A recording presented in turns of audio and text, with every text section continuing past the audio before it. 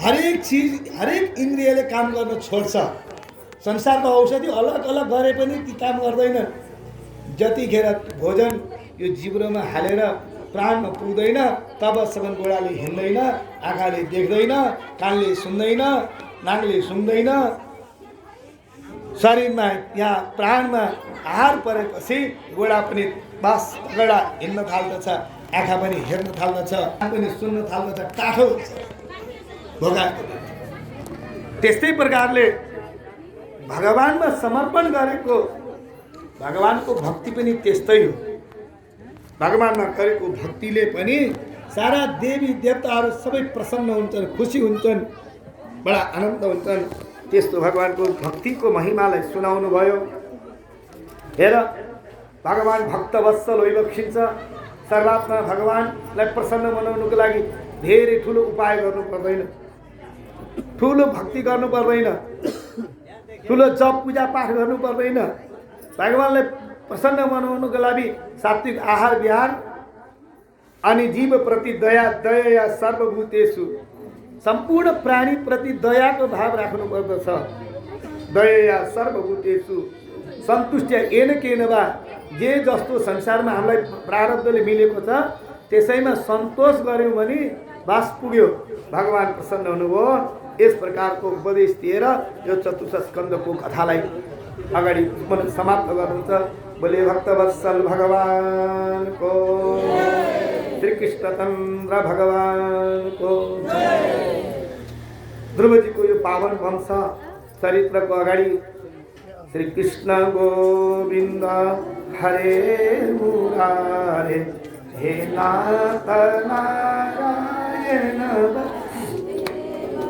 श्री कृष्ण गोविंद हरे मुरारे, हे नाथ नारायण वासुदेव, श्री नारायण वासुदेव, हे नाथ नारायण वासुदेव, हे नाथ नारायण वासुदेव, कृष्ण गोविंद हरे मुरारे, हे नाथ नारायण वासुदेव। श्री कृष्ण चंद्र भगवान को प्रिय व्रतो भागवत आत्मा राम कथम मुने, गृहे रमतयन मूल कर्मपन्थ पराभव। राजा परीक्षितले सुखदेव भगवानसँग सोध्नुहुन्छ, स्वामी मनुका दुई भाइ छोरा हुनुहुन्थ्यो। एक भाइ उत्तानपाद, उत्तानपादको वंशको हामीले भर्खर सुन्यौँ कथा। अर्का छोरा हुनुहुन्थ्यो प्रियव्रत। प्रिय भनेको अत्यन्त प्यारो, अत्यन्त राम्रो व्रत, जसले राम्रो व्रत लिन्छ नि त्यसको नाम हो प्रियव्रत। सबैभन्दा राम्रो उत्तम व्रत के हो? भगवानको शरणागति, भगवत व्रत, भगवानको व्रत। सबै व्रत हामी बस्छौँ, आइतबार, सोमबार, मङ्गलबार, बुधबार, बिहिबार सबै व्रत त बसिन्छ।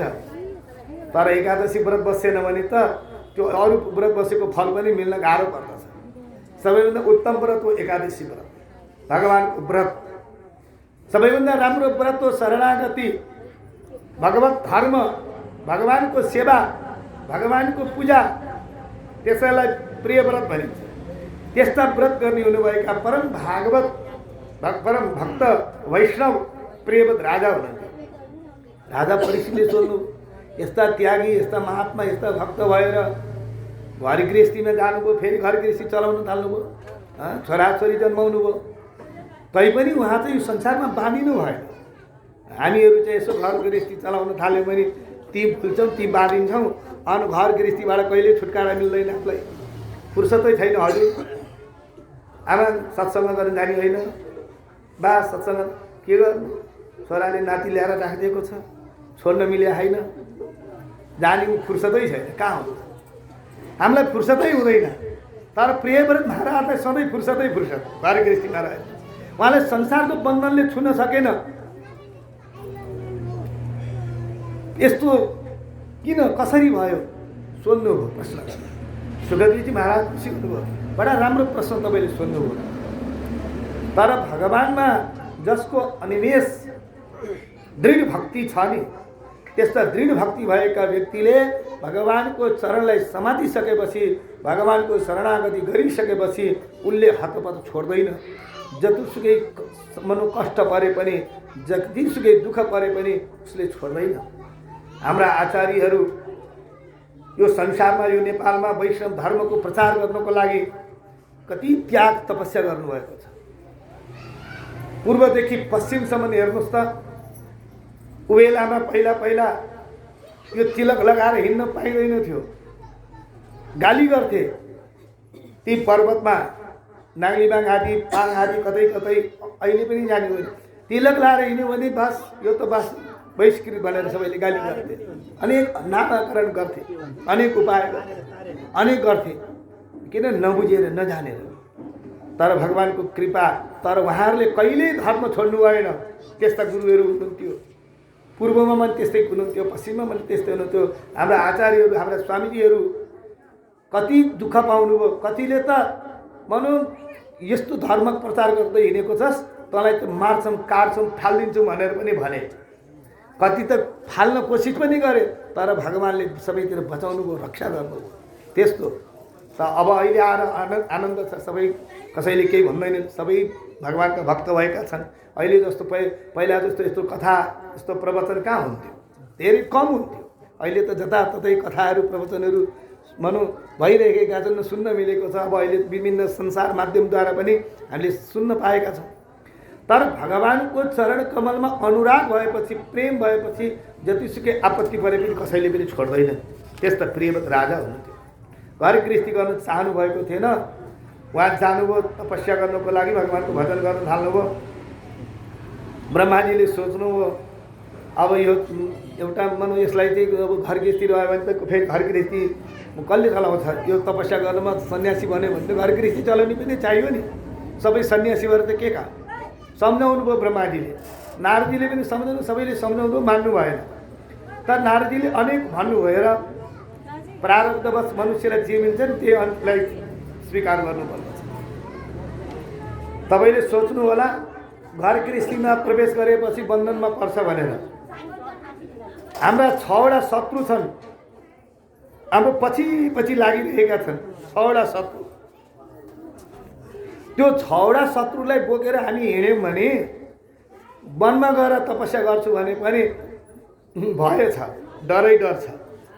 मन्दिरमा गएर बस्छु भने पनि ती 6वटा शत्रुले हामीलाई लखेटिरहन्छ। एकान्तमा गएर बस्छु भने पनि ती 6वटा शत्रुले हामीलाई लखेटिराख्छन्। जो इन्द्रियलाई जितेका छैनन्, जो संसारमा आसक्त छन्, जो 6वटा शत्रुले उसलाई लखेटिरहेको छ, जहाँ गए पनि सुख पाउँदैन। यदि उसले त्यो 6वटा शत्रुलाई परास्त गरेको छ, जितेको छ भने घर गृहस्थीमै रहेर पनि उसलाई कसैले चाहिँ जित्न सक्दैनन् बाबु।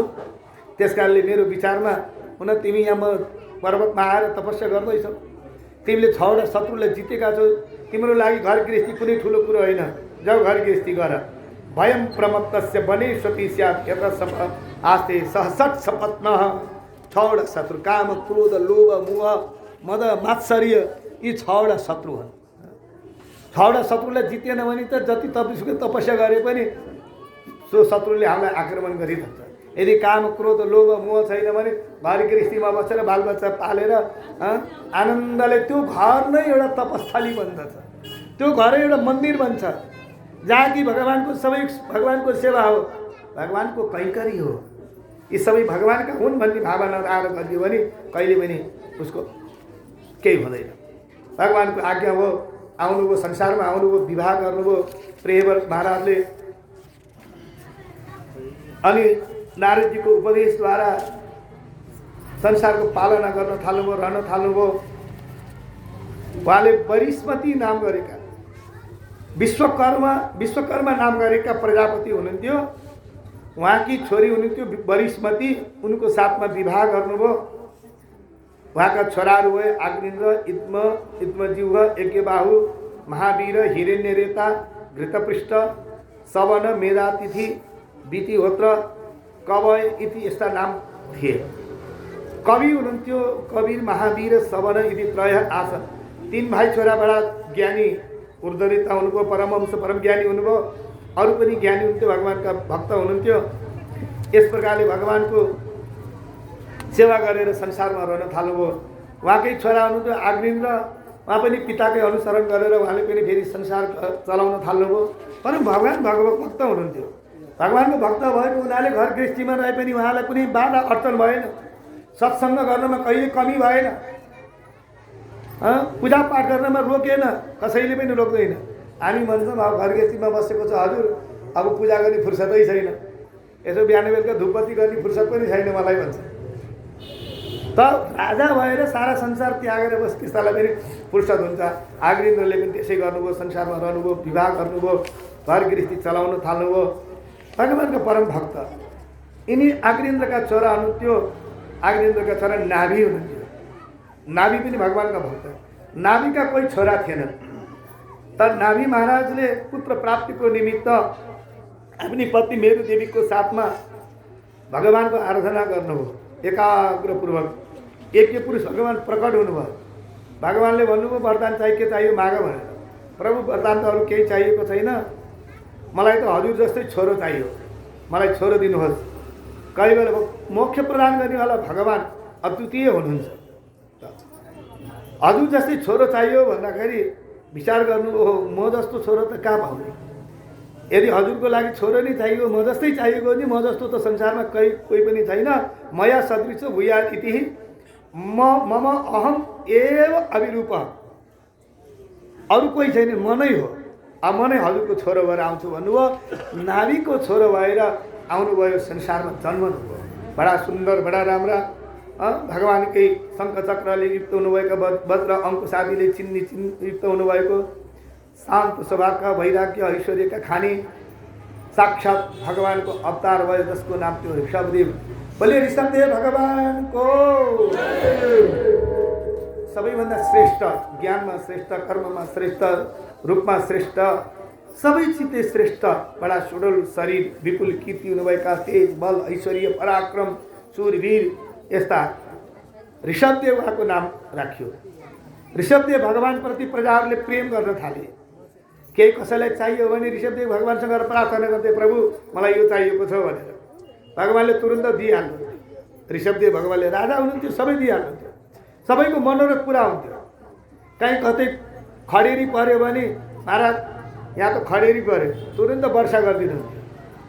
कहीँ अतिवृष्टि अनावृष्टि भयो भने त्यहाँ पनि धेरै पानी पऱ्यो भने, बाढी पहिरो जान थाल्यो भने प्रभु हामी त डुब्यौँ, बास बाढी पहिरो सब हटाइदिनु। त्यस्तो शक्तिशाली, त्यस्ता सबैको दुःखलाई निवारण गर्ने भन्नुभएका परम शक्तिशाली त्यस्ता भगवान् ऋषभदेव भइबक्स्यो।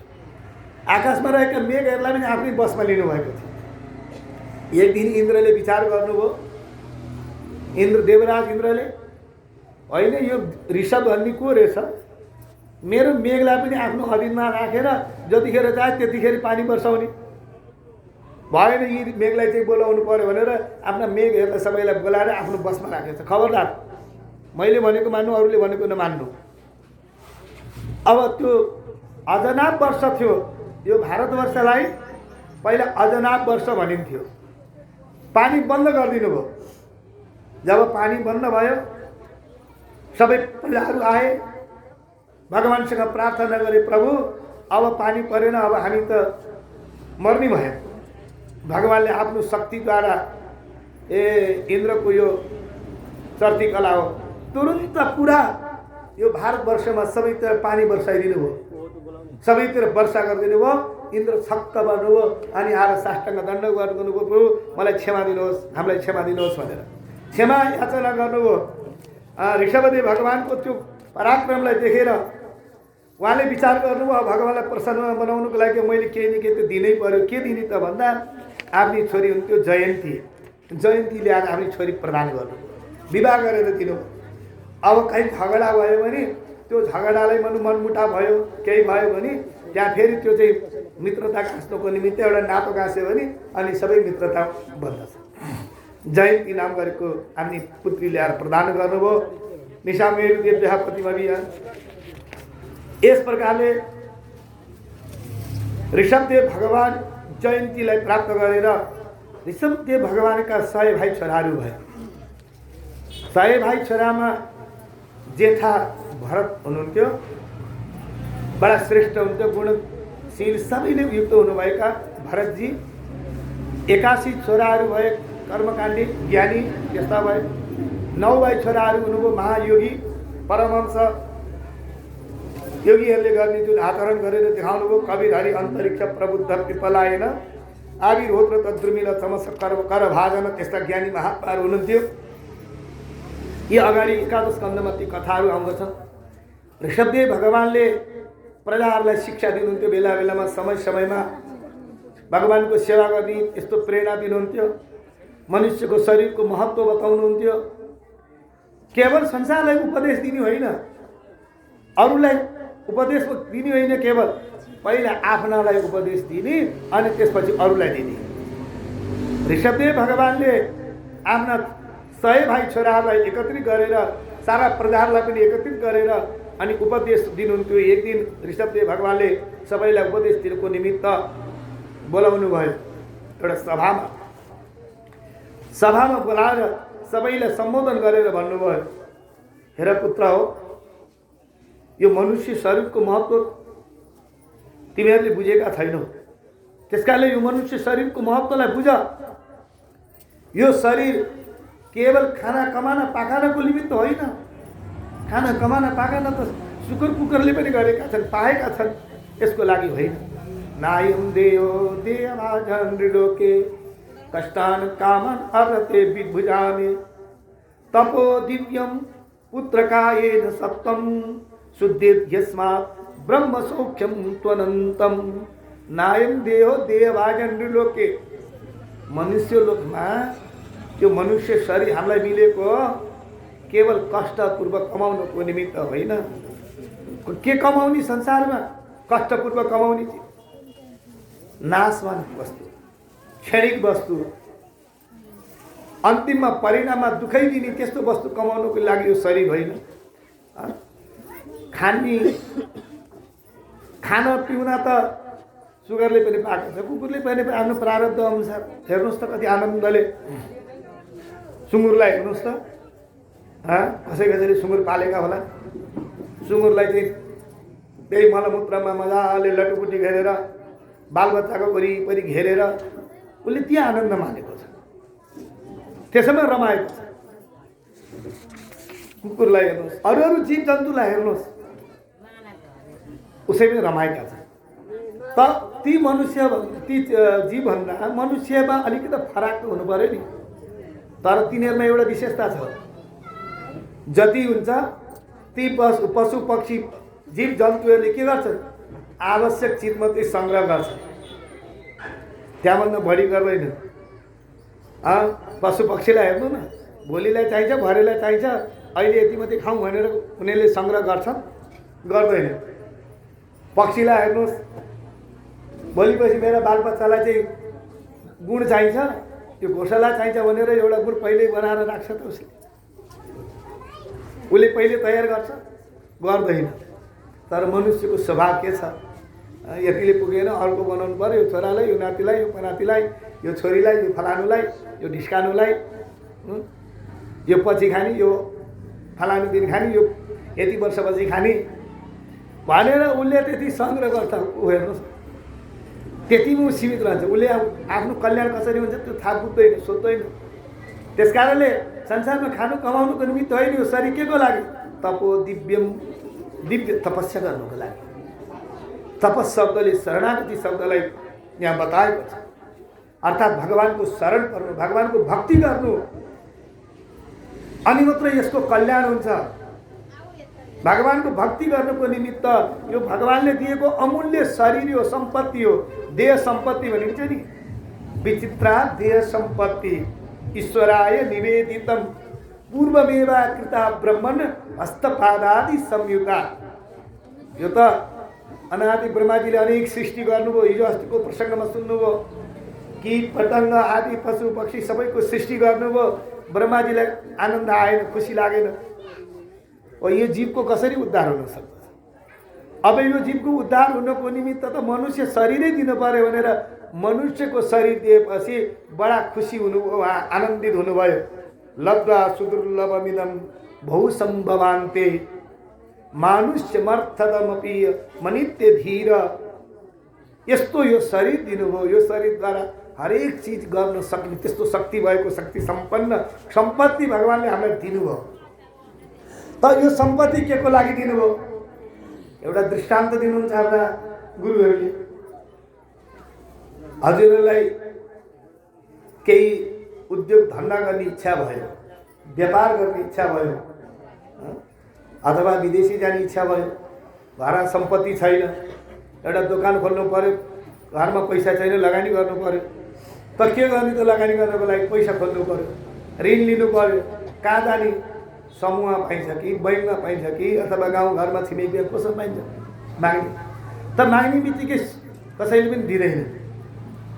समूहले, बैङ्कले पैसा दिनु पर्यो भने उसको परिस्थिति हेर्छ, अनि उसले त्यो काम गर्न सक्छ कि सक्दैन, के काम गर्न खोजेको, सक्छ कि सक्दैन, परीक्षण गर्छ, हेर्छ।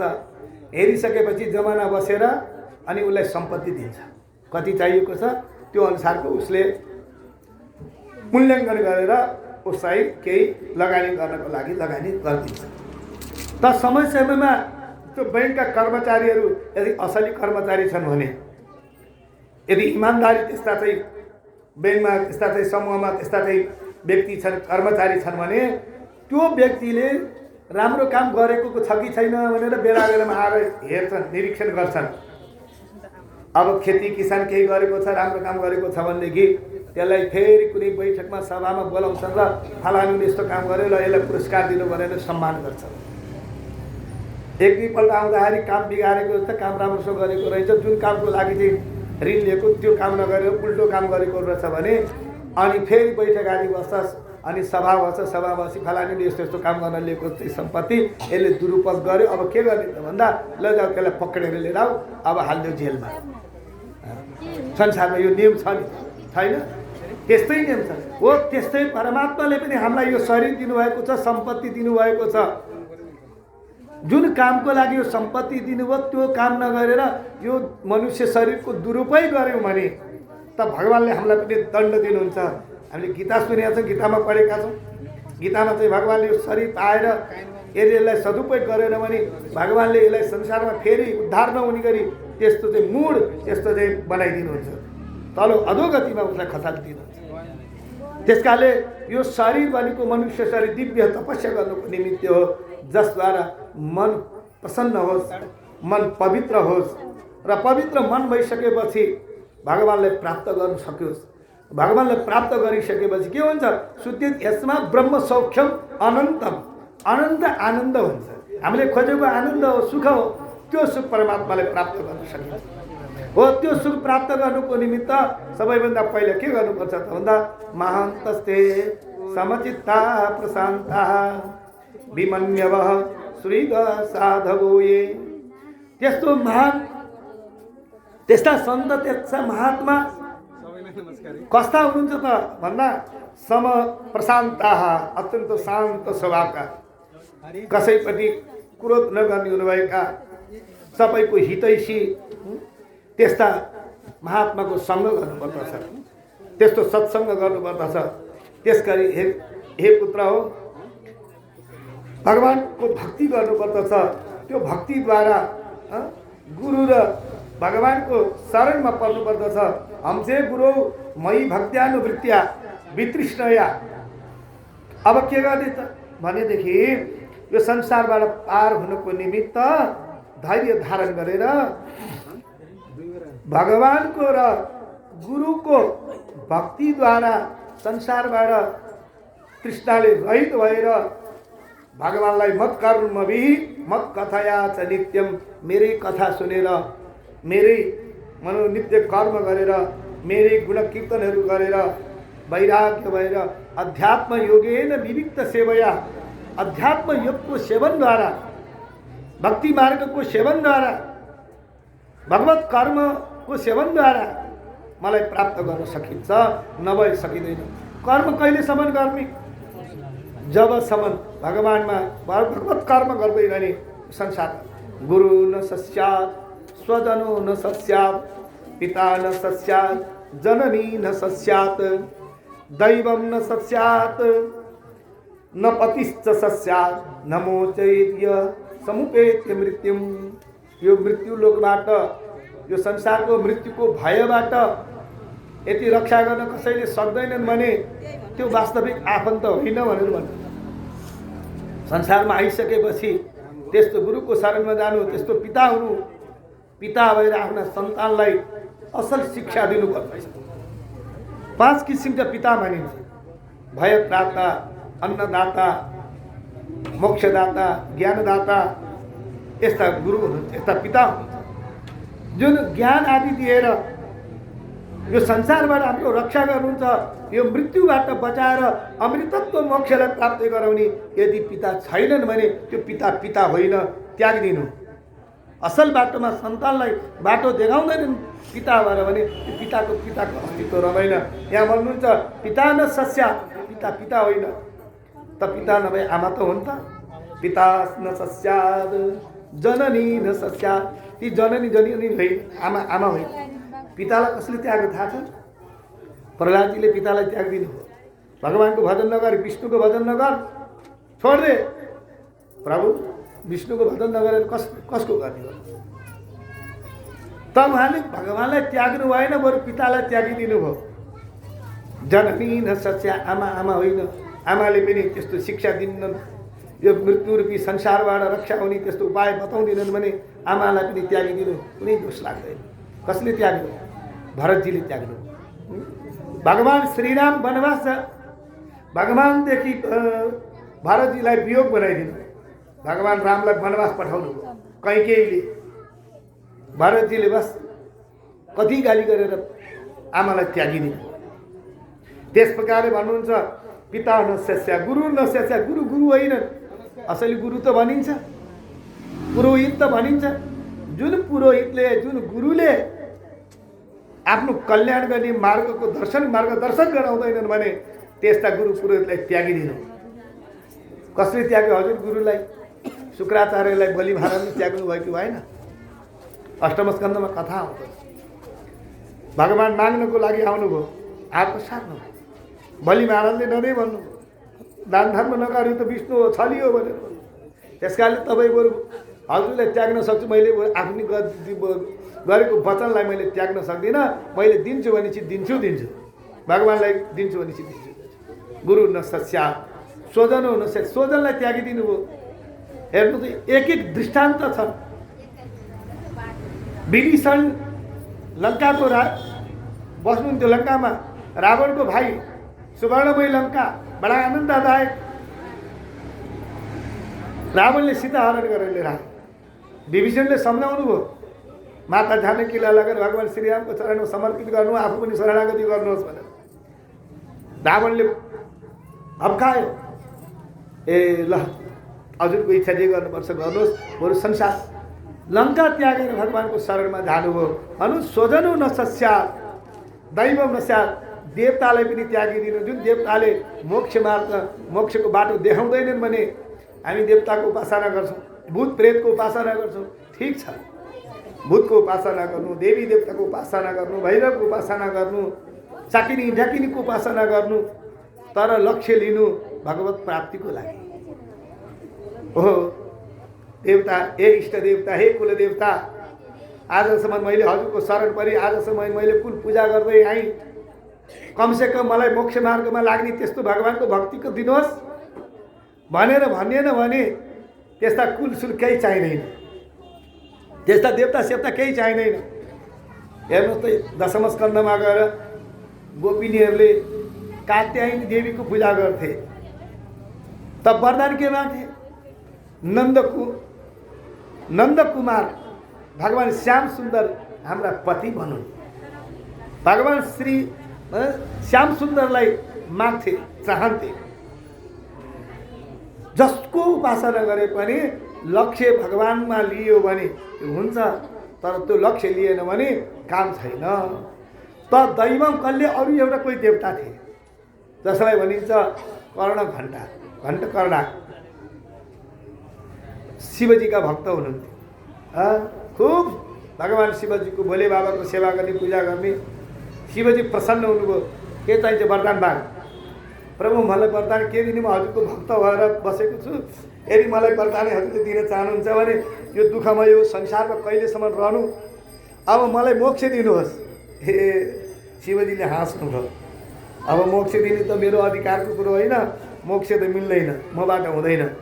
हे प्रभु, आजसम्म मैले हजुरको शरण परि गरेँ, अब मोक्ष दिन सक्नु हुँदैन भने अब मैले आजदेखि हजुरको भक्ति गर्दिनँ। अब के गर्ने त, कसले दिन्छ त मोक्ष? कमसेकम बाटो त बताउनुहोस् न। त भोले बाबाले भन्नुभयो, मार्गदर्शन गर्न सक्छु, मैले बाटो देखाउन सक्छु। जहाँ मोक्ष दिने त उही वरदम वरण्यम भगवान् विष्णु हुनुहुन्छ, नारायण हुनुहुन्छ। उनी नारायणको शरण पर तिमीलाई मोक्ष मिल्दछ। कहाँ हुनुहुन्छ यतिखेर? जाऊ उहाँ बदरी वनमा तपस्या गरेर नारायणको रूपमा रहनुभएको छ। त्यही बदरी वनमा अहिले यो द्वापरको अन्तिममा कलियुगको सुरुमा भगवान् कृष्णले अवतार लिनुभएको छ, द्वारकाधीश भनेर भन्छन्। उनी द्वारकाधीश अहिले बदरीका आश्रम आउँदै हुनुहुन्छ। हो उनीको शरण पर तिमीलाई मोक्ष मिलिहाल्छ। तुरुन्त शिवजी कमसेकम गुरु त हुनुहुन्थ्यो नि, मार्गदर्शन त गराउनु भयो, देखाउनु भयो। त्यहाँ कानमा यत्रो ठुलो घण्ट झुनाएको थियो। उसले शिवजीको भन्दा अरूको नाम सुन्न चाहँदैन थियो। अरूको नाम कसैले भन्यो भने यसो घन्टी हल्लाउँथ्यो। त्यहाँदेखि त्यो घण्ट शब्द फालिदियो।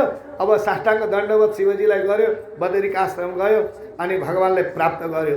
अहिले पनि हामी बदरीका आश्रम बद्रीनाथ हामी त्यो श्राद्ध आदि गर्न गयौँ भने, देख्यौँ भने, दर्शन गर्न गयौँ भने त्यो ढोकामा त्यो द्वारमा घण्टा कर्ण द्वारपाल भएर बसेको छ, तपाईँले पूजनीय भएर बसेको छ।